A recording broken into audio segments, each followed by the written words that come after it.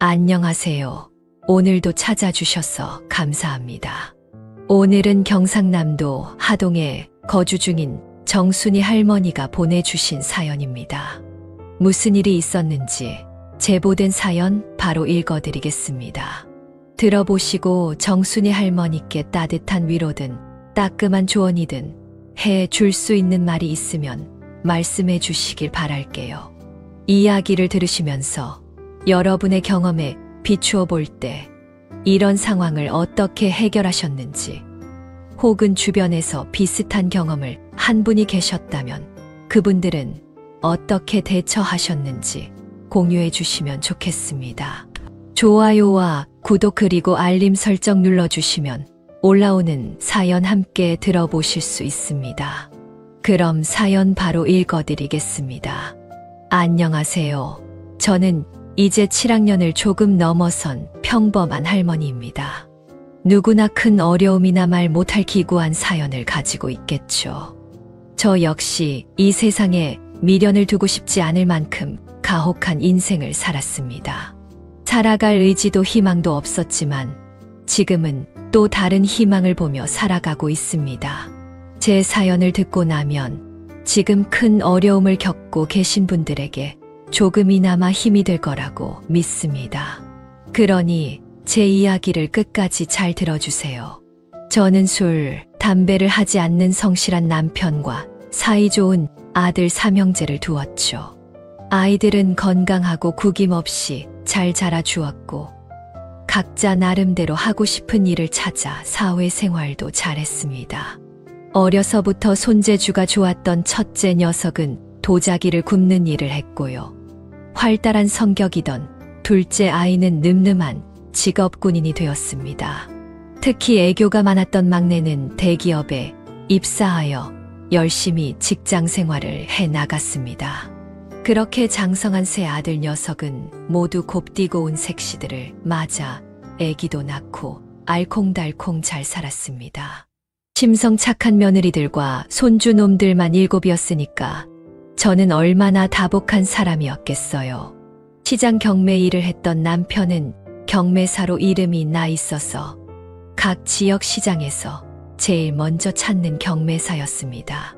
먹고 살 일 걱정 없고 자식들 모두 건강하게 행복한 가정을 꾸리며 잘 살고 있으니 더 이상 바랄 것이 없었죠.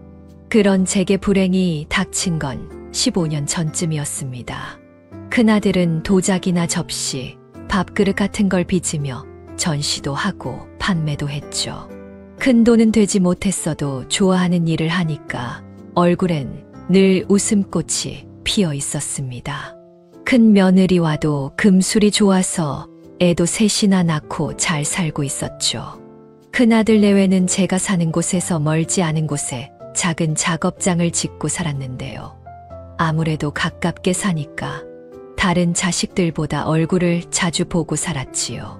속 깊은 큰며느리는 제게 자주 들러 이런저런 일손을 도우며 말동무도 되어 주었습니다. 어머니, 예진 아빠가 이거 어머니 가져다 드리래요. 아유, 또 웬 밥그릇이야. 전에 준 것만 해도 찬장에 차고 넘치는데. 그냥 모르는 척 받으세요. 가마에서 잘 구워진 그릇이 나오면 애처럼 얼마나 좋아하는데요. 그때마다 어머니 몫으로 한두 개씩 빼놓는다니까요. 정말 효자구나, 효자야. 애가 잔정이 많아서 그래? 어디 한번 보자꾸나. 빛깔 참 곱구나. 이번 것은 정말 잘 만들었네. 평소 큰애 내외는 잘 만들어진 그릇을 들고 저희 집에 자주 드나들었어요. 밥도 자주 같이 먹었고 일손이 부족할 때면 소매를 걷어붙이고 나서기도 했습니다. 할아버지를 잘 따르던 손주 녀석들은 장이 설 때면 할아버지를 따라 우루루 시장에 구경을 갔고요. 덕분에 저희 집에는 아이들 웃음소리가 끊이지 않았습니다. 장가를 보낸 세 아들 모두 다 귀했지만 특히 큰애는 곁에 두고 살아서인지 더 살가웠습니다. 어느 날 큰며느리가 제게 큰아들에 대한 기쁜 소식을 전해주더군요. 어머니, 예진 아빠한테 아주 좋은 일이 생겼어요. 좋은 일? 무슨 일인데? 예진 아빠 작품을 서울에서 전시하고 싶대요. 그러면 이 사람 작품을 찾는 사람들이 많아질 거예요. 이게 얼마나 좋은 기회인데요. 그래. 그거 참 잘 됐구나. 축하한다. 멋쩍게 하면서도 좋아하던 큰아들은 열심히 전시 준비를 했고 가족들도 큰아들의 작품 전시회를 손꼽아 기다렸습니다. 직업군인이었던 둘째는 형의 전시회를 구경하기 위해 특별히 휴가까지 냈을 정도였으니까요. 서울의 유명한 전시장에서 전시회를 갖게 된 큰애는 들떠 있었어요. 흙을 빚는 손길은 더욱 섬세했고 가마에 장작 부를 때는 손길은 정성을 다했습니다. 공들여 완성된 작품이 성에 차지 않으면 망치로 부수기도 하고 마음에 드는 그릇이 나올 때면 이리저리 비춰보며 한바구음을 짓기도 했죠. 저는 큰아들이 그렇게 설레어하는 모습을 흐뭇한 눈으로 지켜보았습니다. 엄마 걱정하지 마요. 이번에 전시회 잘 마치면 아버지랑 여행 한번 보내드릴게요. 여행 안 보내줘도 되니까 네 실력대로 최선을 다해서 해. 엄만 그거면 돼. 알겠어요. 전 준비할 게 많아서 내일 바로 서울로 넘어가요. 엄마는 애들 엄마랑 당일에 오실 거죠? 그래야지. 우리 장남 전시회인데 당연히 가야지. 아버지랑 둘째랑 다 같이 가기로 했다. 그날 보자꾸나. 네, 엄마. 전시회를 하루 앞둔 날이었습니다. 작은 트럭에 자신이 만든 작품들을 싣고 서울로 출발한 큰아들이 병원에 있다는 소식을 받았습니다. 교통사고였더군요. 큰아들이 탄 트럭이 급히 추월하던 건설용 화물차와 충돌한 사고였습니다. 온 식구가 정신없이 큰아들이 실려갔다는 서울의 모 병원으로 달려갔습니다. 하지만 생떼 같은 내 새끼는 싸늘하게 식어 있었습니다. 의사는 최선을 다해봤지만 소생시킬 수 없었다며 고개를 숙였습니다. 너무 많이 다친 상태로 병원에 도착해 손을 쓸 수 없었다고 말했습니다. 아들의 차가운 시신을 확인한 큰 며느리는 발을 동동 구르며 울부짖었고 저는 그 자리에 주저앉아 통곡을 했습니다. 그러나 아무리 울어도 죽은 자식이 살아 돌아오지는 않더군요.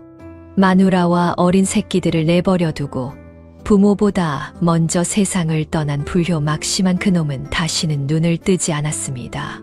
교통사고를 조사하던 경찰관이 당시 교통사고 현장을 찍은 사진을 보여주더군요.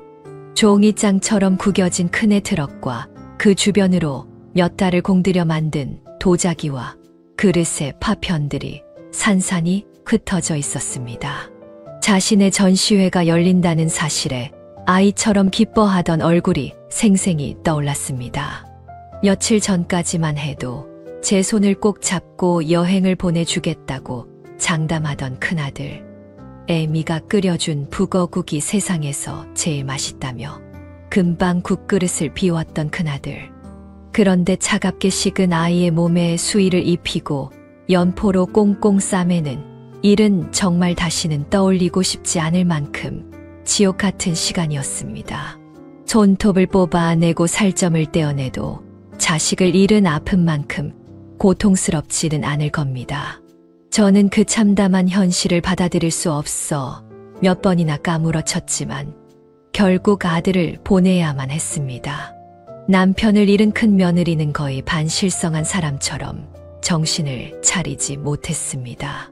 하지만 손주들을 위해서라도 정신을 차려야 했습니다. 아들놈은 야속하게 떠났지만 산 사람은 또 살아가야 하니까요. 저는 그런 며느리의 손을 붙들고 다짐했습니다. 큰애야, 정신 차려야 한다. 마음 단단히 먹어야 해.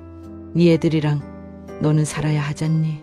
그러니까 정신 차려야 한다. 어머니, 저 이제 어떻게 해요? 예진 아빠 없이 어떻게 살아요? 어떻게든 살아야지. 힘들고 죽고 싶겠지만 그래도 살아야지.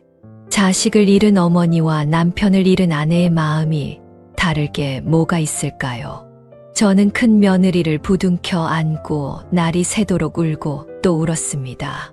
시간이 약이라고 했던가요? 그렇게 큰애를 황망히 떠나보내고 처음엔 물 한 모금도 넘기기 힘들었지만 시간이 지날수록 음식이 입에 들어가더군요. 괴로운 현실이 점점 받아들여지고 조금씩 일상을 되찾은 제 자신이 서글퍼지기도 했습니다. 이제 혼자 남은 며느리와 손주들을 봐서라도 넋을 놓고 있을 수만은 없었습니다. 일부러 며느리 집에 가서 흐트러진 살림도 챙기고 손주들도 돌봤습니다. 며느리가 얼른 슬픔을 견디고 제자리로 돌아오길 바라며 곁에서 챙기고 보듬어 주었습니다. 어머니, 저 이제 괜찮아요. 이제 예진 아빠 목까지 애들 키우면서 열심히 살아야죠. 너무 걱정 마세요. 그리고 오늘부터 제가 어머니 모시고 살게요. 집에 있으면 남편 생각이 너무 많이 나서 힘들어요. 눈 뜨면 여보 밥 먹어 이 소리가 귀에서 맴돌고 눈 감으면 제 옆에서 자고 있는 남편 생각이 나서 미칠 것만 같아요. 그러니 어머님 옆에서 있게 해주세요. 며느리는 아들의 빈자리로 이내 정신이 나간 사람처럼 힘들어 보였습니다. 결국 이상한 생각을 할까봐 집으로 들일 수밖에 없었죠. 그렇게 1년이 지나고 며느리도 손녀딸도 이제 현실을 인정하고 적응해 나갔습니다. 손녀딸은 아빠를 찾긴 했지만 그래도 남들 여느 아이처럼 밝게 자라주었습니다. 하지만 언제까지 며느리를 이런 촌구석에 인생을 낭비하게 할 순 없었습니다. 이 험난한 세상에서 남편 없이 홀로 애를 키운다는 게 얼마나 고되겠습니까? 까마득하게 남은 창창한 인생, 남편도 없는 촌구석에서 썩게 하고 싶진 않았어요. 큰아들이 떠난 지 몇 달이 지난 후 저는 며느리를 조용히 불렀습니다. 그리고 제 속마음을 조심스럽게 꺼내 놓았죠. 이거 받아라. 이게 뭐예요, 어머니? 그놈은 죽고 없지만 너랑 애들은 살아야 하지 않겠니? 그래서 주는 거야. 이 돈 가지고 사돈댁 근처에서 자리 잡고 새 출발하거라. 새 출발이요. 그게 무슨 말씀이세요? 새 출발 안 하면 그럼 남은 인생 혼자 쓸쓸하게 살다 가려고 했어. 여자 혼자 애 키우는 게 어디 쉬운 줄 아니? 듬직하고 좋은 남자 만나서 다시 의지하고 살아야지. 하지만 며느리는 제가 그렇게 모질게 말을 해도 꿈쩍도 하지 않았어요. 그래서 저는 마음에도 없는 소리를 하기 시작했습니다. 지영아, 내가 언제까지 널 보살펴줘야 되니? 넌 눈치도 없어. 아직 나이도 젊은 것이 왜 빈대처럼 빌붙어서 살려고 그래? 뭐만 보면 답답하고 귀찮아서 요즘은 짜증이 나. 그러니 제발 떠나라고. 내가 안 보이는 데서 새 인생 살란 말이야. 어머니, 어떻게 말을 그렇게 하실 수가 있어요? 제가 뭐 잘못했나요? 말씀해주세요. 그럼 제가 고칠게요. 어머니? 그런 거 없다. 사람이 싫은데 이유가 있니? 나도 이제는 말년을 속 편히 지내고 싶어서 그래. 그러니 당장 떠나라. 그게 나를 위하는 길이야. 저는 이렇게까지 말하면서 며느리의 가슴을 찢어지게 했습니다. 결국 며느리는 저를 복잡한 눈빛으로 보더니 아침 일찍 짐을 싸서 집을 떠나버렸습니다. 그러면서 제게 마지막이라면서 큰절을 올리는데 얼마나 가슴이 아팠는지 몰라요. 얼마나 눈물을 흘리며 오열했는지 모릅니다. 며느리도 울고 저도 울고 손녀도 울고 정말 가슴이 너무 메어와 미칠 것만 같더군요. 흰 눈이 펄펄 내리던 날이었습니다. 그날 며느리가 허연 입김을 날리며 제게 마지막 인사를 하더군요. 어머님, 건강히 잘 계세요. 예진이랑 재범이 그리고 재한이 제가 잘 키울게요. 그래. 우리 걱정은 말고 애들이랑 잘 살아야 한다. 네. 어머니? 남편을 비롯해 남은 가족들은 큰 며느리가 고향을 떠나는 것에 아쉬워했지만 박복한 며느리, 인생을 응원하는 마음으로 눈물로 잘 살라고 배웅을 해주었죠. 그렇게 큰 며느리는 사돈댁이 있는 서울로 이사를 갔습니다. 적응을 잘하고 살까 걱정했지만 며느리는 용케 괜찮은 직장도 잡고 잘 사는 듯 보였어요. 아이들은 사돈들이 봐주신다고 하니 안심이 되었고요. 전 제겐 딸과 다름없는 애를 떠나보내려니 하루라도 잠을 제대로 청해 본 적이 없었네요. 괜히 대문 밖을 내다보고 괜히 전화기 앞에서 수화기를 들어보고 며느리와 손녀딸들의 목소리가 너무 듣고 싶어서 그때마다 얼마나 가슴을 박박 치며 울었는지 모릅니다. 하지만 저는 진심으로 며느리가 좋은 남자를 만나 잘 살기 바랐습니다. 그렇게 저는 첫째 내외를 가슴에 묻고 살아가야 했어요. 며느리는 간혹 연락이 오곤 했지만 절대 찾아오지 말라고 했죠. 며느리 얼굴을 보면 제가 버선발로 나가 제발 다시 돌아와 달라고 말할 것만 같았거든요. 그저 마음속으로 세상을 떠난 첫째 아들의 목까지 잘 살아주길 빌고 또 빌었습니다. 그렇게 시간이 흘렀고 몇 년이란 세월이 훌쩍 지나갔네요. 그런데 모질고 모진 인생은 제게 또 크나큰 시련에 안겼습니다. 둘째 며느리는 청천벽력 같은 소식을 전해왔습니다. 포병부대에서 장교로 근무하던 둘째 아들이 훈련 도중 사고를 당했다는 소식이었어요. 야간 훈련 도중 커다란 포신에 짓눌려 그 자리에서 숨을 거뒀다는 것이었습니다. 참으로 기가 막혀서 말도 나오지 않았습니다. 큰 아들을 잃은 지 5년도 되지 않았는데 작은 아들까지 잃어버리고 만 것이었죠. 둘째 며느리는 작은애의 시신을 보고 졸도를 했고 남편과 셋째는 작은애를 봐야겠다는 저를 극구 말렸습니다. 병원에서 온 군 관계자의 말에 따르면 포사격 훈련 중 결함으로 움직이지 않는 포를 살피다가 그만 참혹한 사고를 당했다고 했습니다. 수십 톤의 무게를 가진 포에 짓눌려 수습이 어려웠다는 말은 또 한 번 제 가슴을 무너뜨렸습니다. 얼마나 아팠을까, 또 얼마나 무서웠을까요? 너무나 참담한 마음에 소리내서 울지도 못했습니다. 어머니, 괜찮으세요? 이게 무슨 일이에요? 서울에 살던 큰 며느리가 한달음에 달려왔더군요. 그제서야 그 애를 붙잡고 꺼이꺼이 울음을 쏟아냈습니다. 둘째는 자신이 군인이라는 것에 늘 자부심을 가졌던 아이였죠. 어릴 적에도 자기는 씩씩한 군인이 될 거라고 입버릇처럼 말하던 아이였어요. 이제 장기 근무를 마치고 제대를 얼마 앞두지 않았습니다. 제대를 하면 고향으로 내려와 집안 농사와 아버지 하는 일을 배우겠다고 말하던 착한 아이였어요. 코가 오똑하고 초롱초롱한 큰 눈을 가진 미남이었지요. 아버지를 닮아 키도 훤칠했고 덩치도 듬직한 아이였습니다. 그런 녀석이 좁디 좁은 관에 들어가 한 줌의 재가 되어 나오는데 저는 제 온몸이 갈기갈기 찢겨나가는 듯한 아픔을 느꼈습니다. 예전에 겪은 일이라서 덜 아픈 게 아니라 아물지 않은 상처를 시뻘겋게 달궈진 인두로 지지는 것과 같았죠.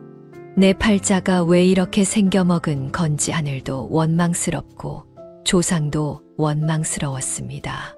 자식을 둘이나 잃은 애미가 살아서 뭐하나 싶고 용기만 있다면 어디 높은 절벽 끝에 서서 떨어져 죽고 싶은 심정이었죠. 큰 며느리는 정신이 반쯤 나간 저와 둘째 며느리를 세심하게 챙겼습니다. 남편을 잃은 아픔을 먼저 겪은 그녀는 둘째를 보듬으며 진심으로 위로해 주었죠.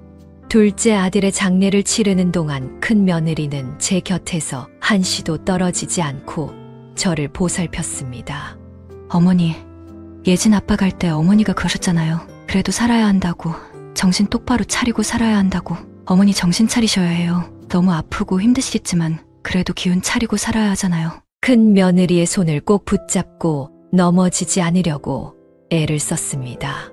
한 걸음을 떼는 것조차 너무 힘들었지만 그녀의 의지에 기대며 겨우 숨을 쉴 수가 있었어요. 자식을 둘이나 잃은 애미가 숨을 쉬고 산다는 것이 죄스러웠지만 손주들을 보니 가슴이 먹먹해졌습니다. 목숨줄이 붙어있는 게 죄라면 죄겠죠. 저는 어떻게든 슬픔을 딛고 일어서야만 했습니다. 팔자가 드센 시어머니 때문에 며느리들이 과부가 됐던 생각이 지워지지가 않더군요. 하지만 그래도 살아야 했습니다. 작은 애를 하늘로 보내고 난 뒤 둘째 며느리가 제게 말했습니다. 어머니, 저 애들 데리고 외국에서 살 생각이에요. 여기선 그 사람 생각나서 더 이상 살지 못하겠어요. 그곳에서 애들 영어도 가르치고 저도 마음 다잡고 살려고요. 그래, 잘 생각했다. 그런 곳에서 애들 키우면서 바쁘게 살아. 그래야 버틸 수 있다. 잘 생각했어. 내가 미안하구나. 다 이 애미가 못나서 그런 거야. 그래서 벌 받는 거야. 가서 손주 데리고 다 잊고 잘 살아. 몸은 떨어져 있어도 나는 너희들을 영원히 잊지 않을 거야. 둘째가 이 고국을 떠나 외국에서 살겠다는 결정을 했을 때 왜 아쉽지 않았겠습니까? 이제 자주 볼 수 없는 작은 애 대신 손주 얼굴 보며 먹먹한 마음을 달래는데 이제 그마저도 할 수 없게 되었죠. 하지만 둘째 며느리도 첫째 며느리처럼 자신의 인생을 살아야죠. 세상에 없는 남편 때문에 자신의 인생을 제대로 살지 못하는 건 아니라고 생각했습니다. 전 둘째에게도 외국에서 자리 잡는데 보태쓰라며 적지 않은 재산을 떼어주었습니다. 둘째 며느리는 극구 받지 않으려고 했지만 형제들 공평하게 다 나누어 주는 거니까 부담 갖지 말고 가져가라고 했습니다. 부지런한 남편과 함께 성실히 모아온 재산이었지만 아들 자식들을 잃은 마당에 우리 두 사람이 누리며 살고 뭐가 그리 중요하겠습니까? 그저 홀로 남은 며느리들과 손주들이 걱정 없이 잘 살기만을 바랐습니다. 여러분, 저처럼 팔자가 기구한 늙은이도 드물 겁니다. 찢어지게 가난한 남자에게 시집와서 시집살이 독하게 하고 고생 끝에 겨우 살만해졌습니다. 이제 아들 며느리들 건강하고 행복하게 사는 모습 보면서 살길 바랐는데 그 작은 희망마저 산산조각 나버렸습니다. 여기까지 제 사연을 들으신 분들 중에 너무나 가혹한 불행이지만 그래도 힘내라는 위로의 말을 전하고 싶은 분들이 있을지도 모르겠습니다. 그렇습니다. 눈에 넣어도 아프지 않을 두 자식을 잃었지만 그래도 저는 이 악물고 버텼습니다. 자식을 잃은 아픔 때문인지 하루가 다르게 늙어가는 남편은 더 이상 시장에 나가지 않았습니다. 당연한 일일지도 모르죠. 남편이라고 나쁘지 않을 리가 없을 테니까요. 자식 자랑을 입버릇처럼 하고 다녔던 그 사람에게 첫째와 둘째의 연이은 죽음은 견디기 힘들 만큼 큰 아픔이었을 겁니다. 하루하루 독한 술로 버티는 남편을 타박하지 않았습니다. 그렇게라도 힘든 현실을 견딜 수 있다면 차라리 그 편이 나을지도 모르니까요. 첫째와 둘째를 그렇게 보내고 10년쯤 흘렀습니다. 영원히 아물지 않은 상처의 고통이 조금은 익숙해진 무렵이었죠. 그런 제게 또 한 번의 절망이 닥칠 거라곤 꿈에도 생각지 못했습니다. 이제 더 이상의 불행은 없을 거라고 전생에 무슨 죄를 지었는지는 모르겠지만 이제 죄값을 다 치른 것이라는 제 막연한 생각은 처참하게 깨져버렸습니다. 중년이 된 셋째는 이제 제게 유일하게 남은 아들이었죠. 저는 셋째마저 잃을까봐 하루에 2통, 3통씩 전화를 해보고 시도 때도 없이 찾아가곤 했습니다. 이제 셋째는 우리에게 남은 유일한 희망이었으니까요. 대기업에서 부장도 하고 능력도 있는 아들이었고 첫째, 둘째의 빈자리를 대신해 헛헛한 제 마음을 참 많이 달래주던 듬직한 아들이었습니다. 하지만 하늘은 제 셋째에게도 많은 시간을 주지 않았습니다. 어느 날 밤 셋째에게서 전화가 오더군요. 어머니, 식사는 하셨어요? 당뇨약은 잘 챙겨 드시고 계시죠? 당뇨가 합병증을 일으키면 무서운 병이니까 음식 조절 잘 하시고 약도 잘 챙겨 드셔야 돼요. 아시겠죠? 어머니. 오냐. 덕분에 아주 잘 먹고 있어. 너는 어디 아픈 데 없지? 너도 건강 챙기고 우리 아들 언제나 엄마가 사랑한다. 어머니, 저도 사랑해요. 또 연락드릴게요. 어머니. 그렇게 통화를 했습니다. 하지만 또 연락한다는 아들은 그 전화가 마지막이었어요. 퇴근하고 집에 가면서 저에게 전화하던 아들은 급성 심근경색이라는 몹쓸 병에 걸려 심장이 멈추고 말았습니다. 시민들이 발견해 119에 신고를 했지만 골든타임이 이미 지나버린 후였어요. 이제 하나밖에 남지 않은 아들마저 죽고 말았습니다. 이 마지막 아들 때문에라도 버티고 살았는데, 이 아들 때문에라도 숨을 쉴 수 있었는데, 하늘은 제 마지막 남은 희망마저 뺏어가 버리더군요. 저처럼 제 목숨과도 바꿀 수 없는 자식을 셋이나 잃은 어미가 몇이나 될까요? 그런 아픔을 연거푸 겪게 되면 그 아픔에 적응이 되는 것이 아니라 몇십 배로 커집니다. 더 이상 일어설 힘도 숨을 쉴 수 있는 힘도 없을 만큼 말이죠. 지금도 셋째 상을 어떻게 치렀는지 기억이 나질 않습니다. 조문객이 다녀가고 빈 빈소의 무거운 기운만이 어슴풀에 떠오를 뿐이네요. 첫째 며느리는 외국에 사는 둘째 며느리가 오지 못할 거라는 말과 함께 끝까지 제 곁을 지켜주었습니다. 또 다시 무너지는 저를 억지로 붙들고 버팀목이 되어 주었죠. 갑작스레 남편을 떠나보낸 셋째 며느리에게도 첫째의 위로가 큰 힘이 되었을 겁니다. 저는 막내 아들을 보내고 난 후 셋째 며느리에게도 남은 재산을 주었습니다. 그리고 이제 모든 인연을 끊고 남편과 남은 생을 보낼 거라고 다짐했죠. 그것이 제가 할 수 있는 유일한 일이라고 생각했습니다. 며느리들에게 이제는 연락하지 말고 살라고 모질게 말했습니다. 제 가혹한 팔자에 아무도 휘말리지 않게 하길 바랬습니다.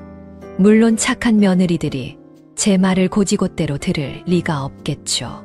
자주 연락도 했고 자기들끼리 소식을 주고받으며 사는 것 같더라고요. 하지만 그럴수록 저는 더 단호하게 밀어냈습니다. 부디 더럽게 산 이 늙은이의 그늘에서 벗어나길 원했거든요.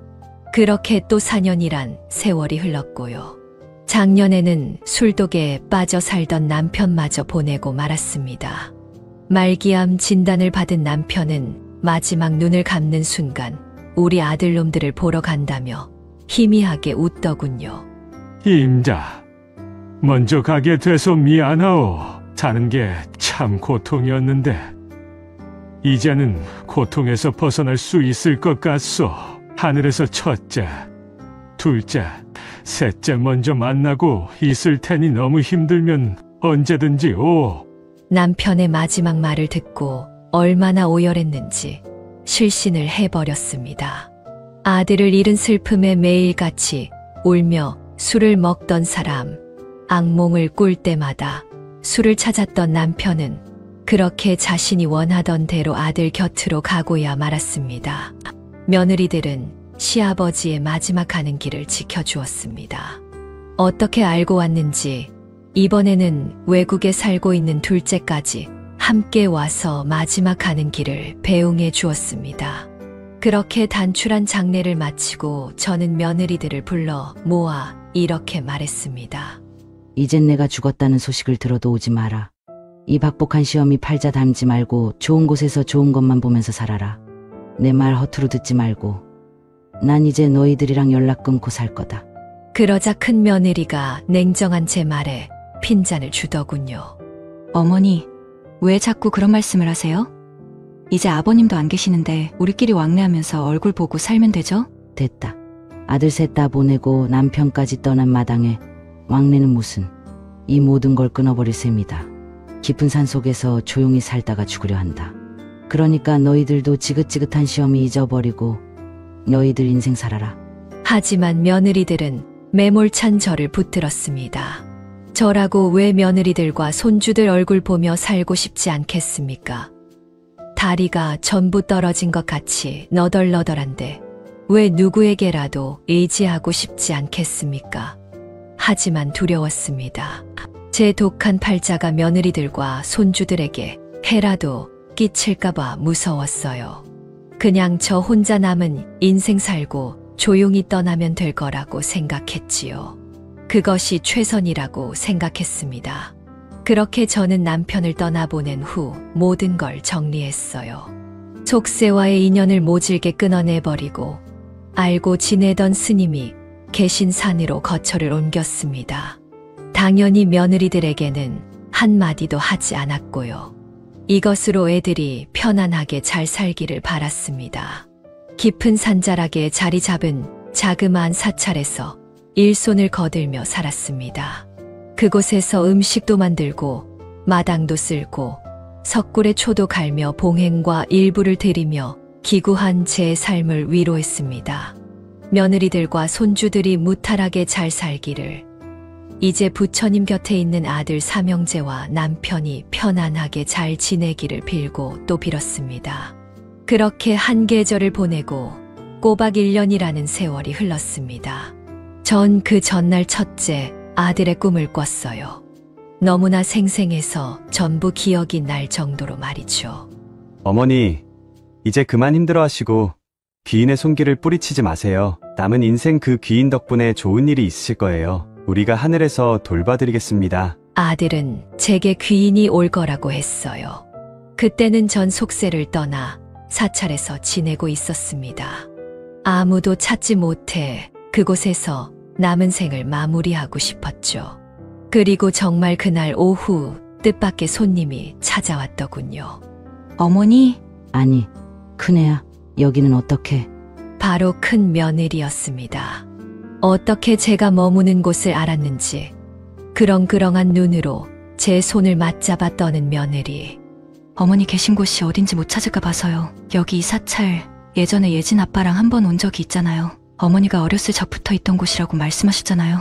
너무 오래돼서 기억도 나지 않는 일을 용케 떠올린 모양입니다.